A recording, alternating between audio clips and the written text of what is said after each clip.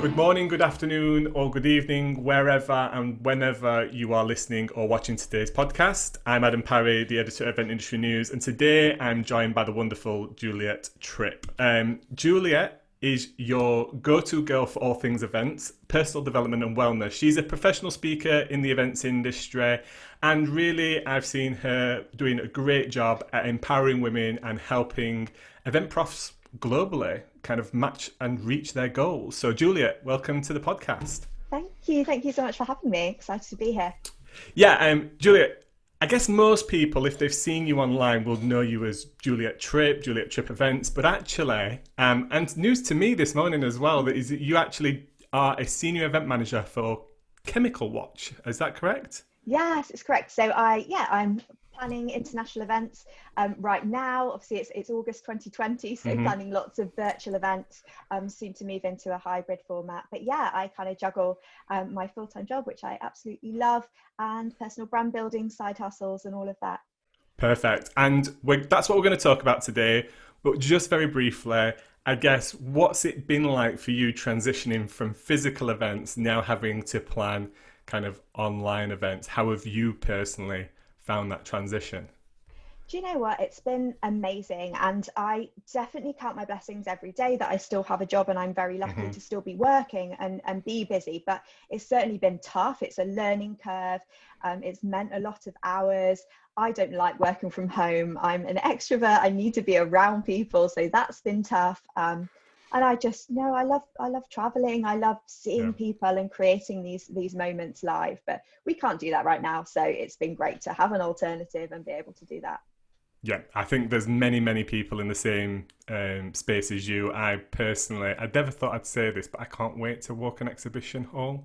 Like, I never thought I'd say that, but I'm so desperate to get back to an event. And we're the same. We're planning ours now for November. I guess just to give listeners or the viewers a little bit of your background, how did you get to where you are today? How did you get to be senior event manager for Chemical Watch then? So I guess this is kind of a cliche, but I fell into the industry. Many of us do. I've always loved organising. I think since I was a child, I used to sort of write letters to family and friends, inviting them to parties, and I've always had it in my blood. And my background's performing arts, so I've always kind of done a bit of performing, dance classes and stuff. And I studied English and drama at university in London, in Greenwich, which I loved. But I obviously needed a job to fuel being a student in London and wanting to make the most of it. So I ended up working part-time for an event company, event staffing agency. And the work I was doing was either waitressing or bar work, going on to floor managing, but at the best events all over London. So I was at award ceremonies, royal palaces, private parties, celebrity events, you name it. And it just made me see like the incredible powers of the event industry. And when I first did like a huge event, my first event that I did was at Billingsgate Market, and it was like a 20-hour shift. And I was like, this is it now. This is what I'm going to do for the rest of my life. So I just, as I say, fell into it. And then I actively sort of seeked out opportunities to create events, be part of events. So that was still kind of on my theatre side, so a bit of theatre production and things. Then I went away to America every summer for a few years. I was performing arts director of a summer camp. But again, I was always creating moments, creating events. And then since then, sort of took it a bit more seriously, realised I need a full-time job now. So started working in events roles. And I've been venue side, I've been freelance side, and now in the B2B conferences side, which I absolutely love. So that's 10 years in a nutshell, zoomed up, and found lots of opportunities to just get involved and just be a part of events in the industry. Yeah, that's amazing. I think it's very much a similar story to most successful people within the sector. I feel like in the dictionary, event manager should actually have the definition of just fell into it, because I feel like that is the theme. But I think for me personally, the way that I would really define it is events are really seductive. They like pull you in, and 20-hour shifts, 30-hour shifts, adrenaline, the pressure of a deadline that is immovable. Like, there's not many other things in this industry, even like planes and everything else, flights can get delayed, cancelled, whatever. If your event doesn't happen on the time scheduled, then you've ultimately failed on delivering that Yeah. event, right? So it's like there's so much about it. There's this pressure, but diamonds are created under pressure, and I think that's what the events industry is about. Really, we create these fantastic things, and you either love it or you hate it. I think there's no in between, really. It's like you either love traveling on site, the pressure, deadlines, all that kind of stuff, or that's just not for you. And I Yeah. think those people who are kind of that way inclined just really find a home in the events industry. So yeah, it's great to hear that you've had a similar path to many people that I've interviewed on the Event Industry News podcast. Um, but today we're here to talk about kind of like, maybe it's your side hustle, I don't know, maybe that's the way that we put it, but you've been extremely good at building a personal brand for yourself, engaging as a speaker, engaging on social media, podcasts, interviews, content, all that kind of stuff. Why was that so important to you to do? Because you have a really good job. Like, why do all this extra work?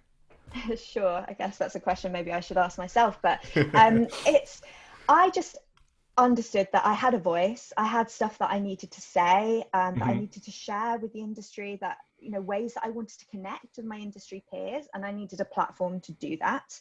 Um, so I guess my personal brand started when I realized I was posting so many pictures on my personal Instagram of events and canapes and hotels, and I just needed to split that up. So I literally Hmm. just replicated my Instagram account, but just put events at the end of it, Yep. and just started posting more on there.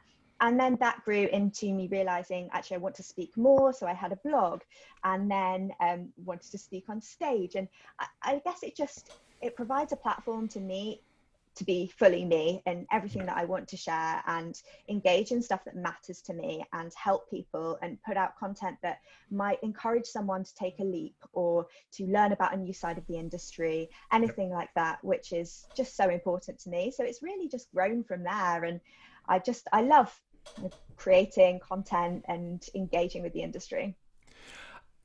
I guess that takes me on to my next question. There's probably many people listening to this podcast or watching the video because there's a desire within them, a burning need, or to do something creative, and maybe to start speaking, or they want to build a name for themselves in the right way.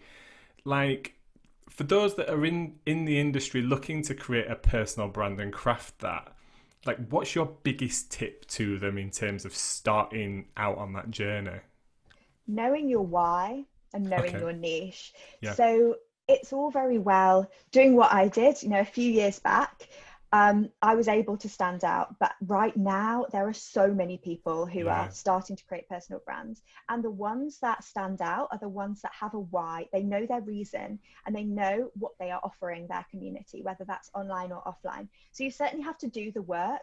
And that's not to say you can't jump into it and start, go all guns blazing, but actually just understanding, who's your audience, who do you want to appeal to, how can you help them, what have you got to offer the world that's different than what I've got to offer the world. Because once you've done that work, that's going to be your strategy and keep you aligned with everything throughout. Yeah, I think it's really interesting that you like you say you understand what you're offering, because I think it can be online, especially on social media. You can easily fall into the trap of doing what others are doing to be seen to be doing something, right? Like, it's like, oh well, they've put a piece of content out on this, or they've shot a video in this way, or they're doing this motion online, so maybe I should do something exactly the same. And then it doesn't really work, does it? Because it doesn't become a differentiator at all. Have you found that? No.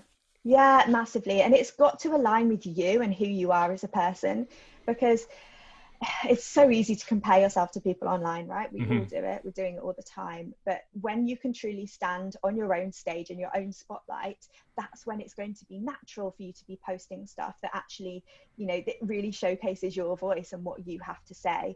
Certainly don't do it because you feel the pressure for everyone else to do it. If that's the reason, then it's the wrong reason, and now isn't the right time. So take that time to work it out. Because soon you'll run out of things to do. So if you're looking at, okay, so everyone's doing Instagram live, so I need to do them too. well, that's not really going to work. So you might do a couple and do them very well, but you can only go so far with stuff that isn't born from your passion and your soul. So you've got to do the work. You've got to figure out why it is that you want to create your personal brand and put content out there. Yeah, I don't know whether you agree with this as well as doing something different. I feel like most people give up too soon. Mm-hmm. Like there's no consistency in any of the content delivery, and maybe that's sometimes because they've not managed it, they've not put that plan in place, or maybe they don't see the results as quick as they'd hope. Everybody wants to be Insta famous overnight, right? Like I can remember on Event Industry News when we first launched our Twitter, like number one follower was me. Like that's it. Like I followed the account, Yeah. and now we're like 50 something thousand, but that's taken a decade, right? Like that's taken a lot of work, a lot of time, a lot of management and consistency in order to achieve that. Now that's a company account, so it's slightly different, but do you think that's one of the key principles is consistency and putting a plan in place? Because yeah, Yeah, what did you think? massively. I think there's two parts to it. And I think, yes, have a plan. That's great. But your plan doesn't need to be, I'm going to post at Monday morning at 8 a.m. Mm-hmm. every week, and then at Tuesday, and because that's not natural. Yeah. But I think you've got to stick with it. And it comes back to, if you're doing stuff, if you're creating stuff for the right reasons, you'll want to stick at it. And knowing your audience and knowing that if you've got a small audience who are super engaged, that is a million times better than an audience of thousands who don't really care, who aren't really connected, who, you bought followers, or you're Yeah. appealing to people for the wrong reasons. Like, if you are doing stuff because you truly care about it, online and offline, that audience, your network, will go with you and they'll grow with you. And that's so important to remember. Yeah, absolutely. I guess what do you see as some of the ways that creating a personal brand can help individuals? Like I know some would look at it very much down the level of career path, like it helps maybe to get that next opportunity when it comes to roles, etc. But outside of that, what do you think are some of the key benefits to building a personal brand long term? Yeah, well, there are many, and that's certainly one. But I think it's creating and crafting your voice. So, what it is that your niche is, what it is that Hmm. you have to say, and understanding, because that's going to stand you in amazing stead, either for future opportunities, but just knowing yourself and knowing your values. So, there are certain things that I'm always talking about. So, a lot of that's my international side, and then my personal development side, and how I can Yep. support people with that. So, that's my niche. And if you see my content, you'll know that that's what I'm all about. But that really helps me align myself with my values in everything. So if I'm offered a speaking opportunity, does it align with my values that I've set out in my personal brand? Yes, great. No, no, thank you. They're better off finding someone else. And knowing what you stand for is so important. And it's going to help you no end, whether you're a freelancer, whether you work full time, or in any role. I think that's a really interesting point there, and you've kind of said it without saying it, is learning to when to say no. Like not every good opportunity is a great opportunity. We kind of as individuals we have a finite amount of time, right? Mhm. And funnily enough, I don't know whether you felt the same, but as you become, I don't want to say the word influencer, but as you kind of, you go up in your influence because of your network, your social, the work that you've put in for the years, then more opportunities come, right? It's Yeah. kind of a snowball effect. Yeah. But then what becomes harder is saying no to people. One, because a lot of the time people take it very personally when you say no to them. Yeah. So you need to hone a craft and a skill of saying no nicely, but firmly. But like you say, understanding it's very very hard to understand. Like you say, does this benefit me wholeheartedly, or is it just a good opportunity kind of thing? So Yeah. I guess you may have felt the same as you've grown your social network and Yes. your influence that kind of crops up as well, right? Yeah, that's so true. And again, I don't like the term influencer, but I Yeah. do have influence within the industry, and I do have influencer opportunities coming my way, some of which I take if they align with my values and they're going to help me, and I feel like I've got something to offer. But I also get people approach me for sort of influencer partnerships or Yeah. podcast interviews, all sorts. And if it's something that I don't have anything to offer, then no, I'm not going to do it. And Yeah. it comes down to that skill of saying no. I think every event interview that I've ever had, one of the questions has been, can you say no? Do you know how to say no? And Yeah. knowing your boundaries. And it's so important, especially in events, because we're used to long hours. We're used to going all out. And I'm such an all or nothing person. So I have to make sure that what I'm agreeing to, I believe in. And if it's a podcast, like, have I listened to that podcast? Do I enjoy it? Do I believe in, all the messages that are being put out there? Because you can't, it's great to say yes to everything. And I'm a great believer in say yes, figure it out later. That's fine. But if your expertise and your experience doesn't align with that opportunity, then it's not going to help you. Like, you can say yes to going on stage and presenting about something, but if you're not an expert in it, it's not going to make you look great, because you're not going to have enough to say, or you're going to be presenting someone else's views, or you might ace the presentation, then it will get to a Q&A and suddenly your mind will go blank. Yeah, And I think that's so important. Know what you're agreeing to and start small. Like, yes, it's great to jump all in. I see so many people who are like, I'm going to say yes, I'm going to do it all, but do it all well. And if you can't, then just pick and choose, be selective. And a lot of this is that a lot of these opportunities are not paid. They're not paying your bills. So if they're not, then you can be even more selective. Yeah, and just because you say no once does not mean that that organization, individual, whatever, won't automatically not come back to you. Like, I think that's a misconception that many people hold. If I say no now, then it will lead on to me not getting another opportunity with that organization, and that's not necessarily the case. Actually, my own personal experience is sometimes when you say no because it doesn't, and you give a reason like this doesn't align because of this and this, or I'm not prepared, or I don't have a presentation on this, whatever, you actually get a lot more respect from that organization.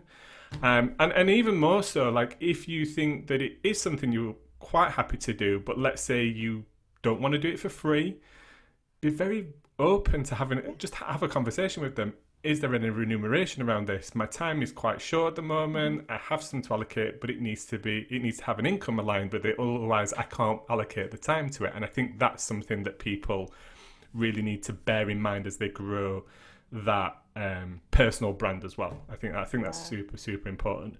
But I guess that brings it, let's expand on that element a little bit. Like, how do you personally manage all of that? And what's your advice to people not getting overwhelmed with all the opportunities and all the ways that they can kind of build that personal brand? What's your experience? I'm going to keep going back to the start, because this point is so important to every conversation. But if you know your niche, and if you have a mission statement that is, on your desk, that is written everywhere in your brain, that's on your phone, wherever, then you can check any opportunity against that. So you can make sure that your opportunity that you've been presented with aligns with that mission and that vision and what you have to offer the world. So that's a quick yes or no. And just making sure, like, you need to know your boundaries. And right now, in this crazy post-lockdown virtual world, it's very difficult to have boundaries. We're all finding ourselves working from home, not taking lunch breaks, working longer hours, all of this stuff. So why then do you want to add even more if it's not going to help you? And you might think, if I say yes to everything, it's going to create more opportunities. It might help me get a new job or whatever. But it's not going to help you get a new job if you get burnout and then you're not focused. So you've got to know your own limits and you have to be tough on yourself sometimes and understand when it's important to take a break and it's important to say no. And that's a lesson that I've had to learn the hard way, but I have now, and I know how to move forward with it. Yeah, it's really interesting to say that, because I guess what's probably happened, I'm guessing, or I've started to see as well on certain platforms, is because people have hit a gap or some downtime, then they've gone to focus on building a personal brand. And you mentioned it very much earlier, that there's this kind of, all of a sudden during the pandemic, there's a lot more noise because there's a lot more people pushing stuff out there. But I would guess that for you, having a voice during this time has been made a lot more easier by the fact that you've done years worth of investment in yourself and your own personal brand and built that up, right? For anybody starting out right now, it's tough because there's so much. But you're you're riding off the equity that you've built yourself in that personal brand, and you've been able to. I've seen you pop up all over the place, so you're very, very visible in a good way, Juliet. In a good Thank way. you.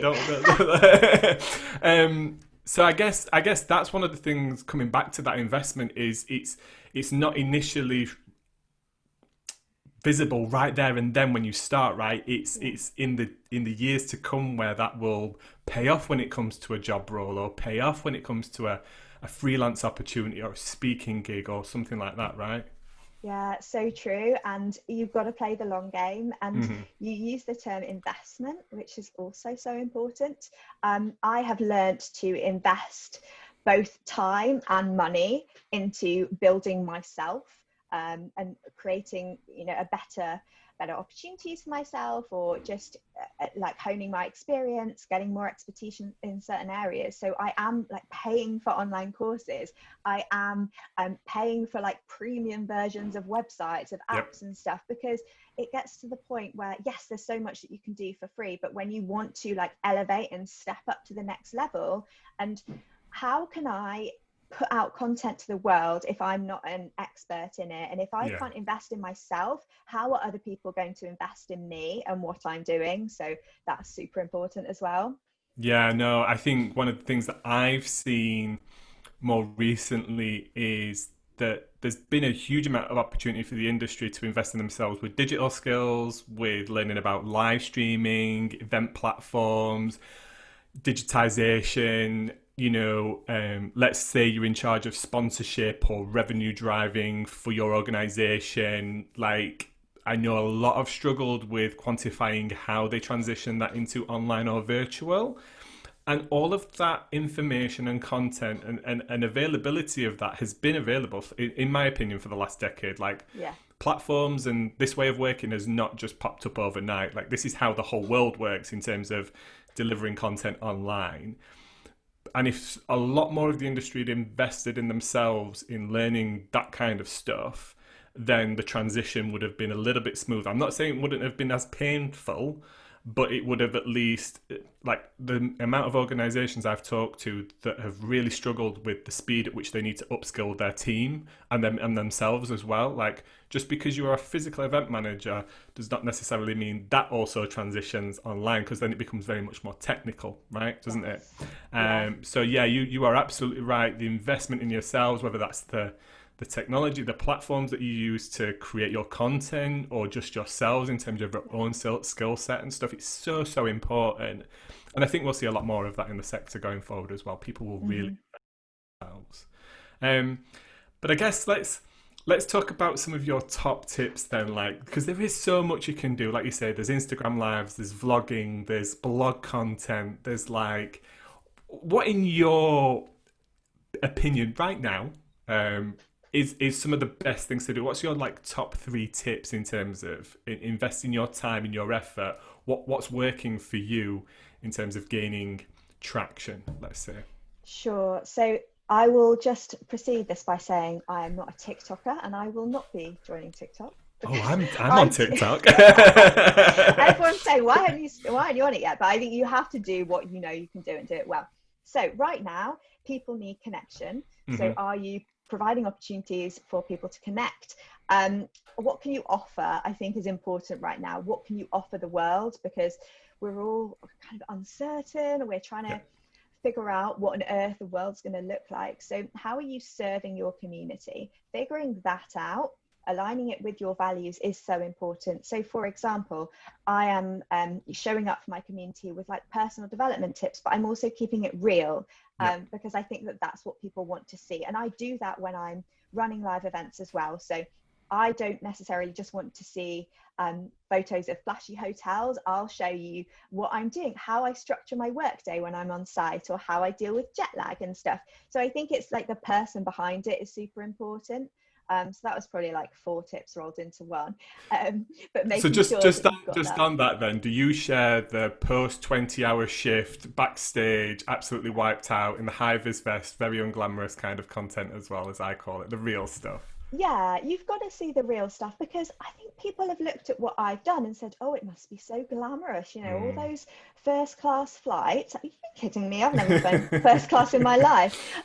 But you've got to show that because there's so much grind and hustle and hard work, and it's not just party planning. You know that. Everyone Yeah, listening yeah, it's probably really knows that, important. but our friends and family don't see that, and it can be quite frustrating sometimes.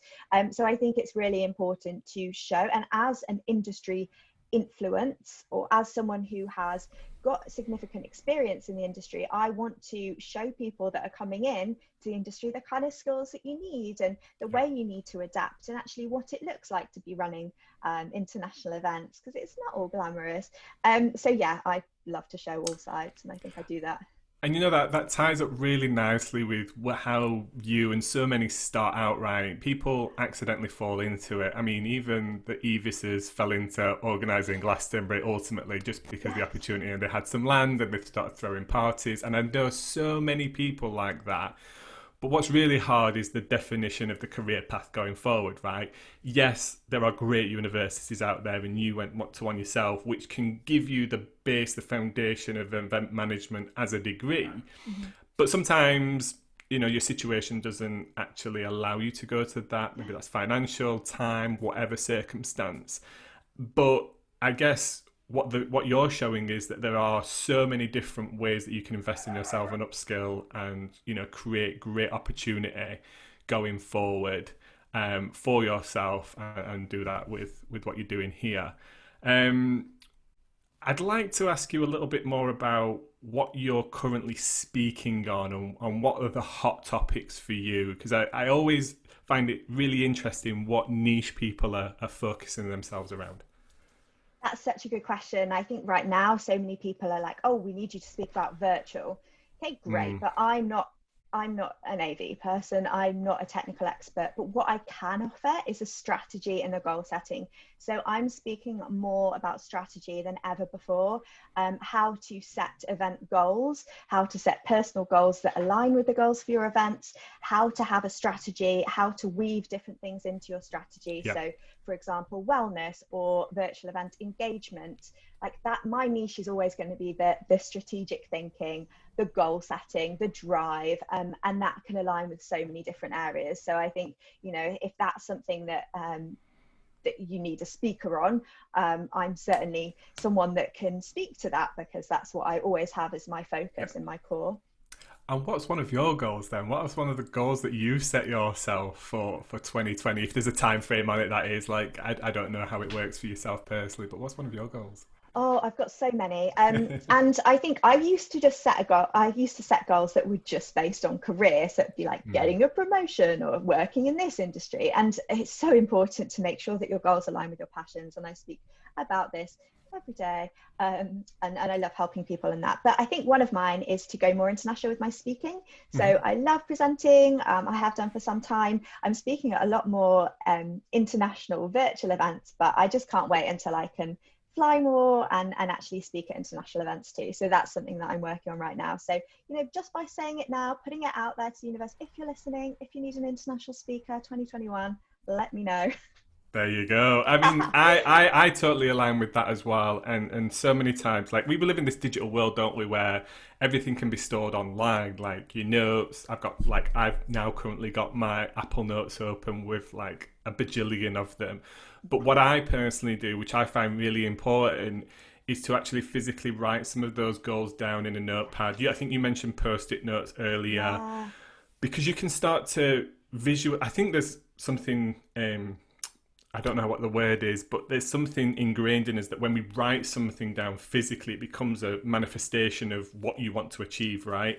Yeah. And that for me has been so great in going, right, what are the 3 or 5 things that I want to achieve this year? One of them might be, business led or personal development led speaking, that kind of stuff. But I always try and throw in some kind of stuff personally. And that could be just like start to learn a few phrases in another language. It doesn't need to be Yes. learn French or learn No. Spanish. It's learn a little bit. And I think that's the other thing is kind of breaking down some of that goal setting into smaller chunks as well to keep you on track that can be replaced with new stuff, but it doesn't have to be this massive kind of project, does it? No, and I could speak about this for hours, but you can set like crazy, wild, big goals. Once you've set them, they belong to you.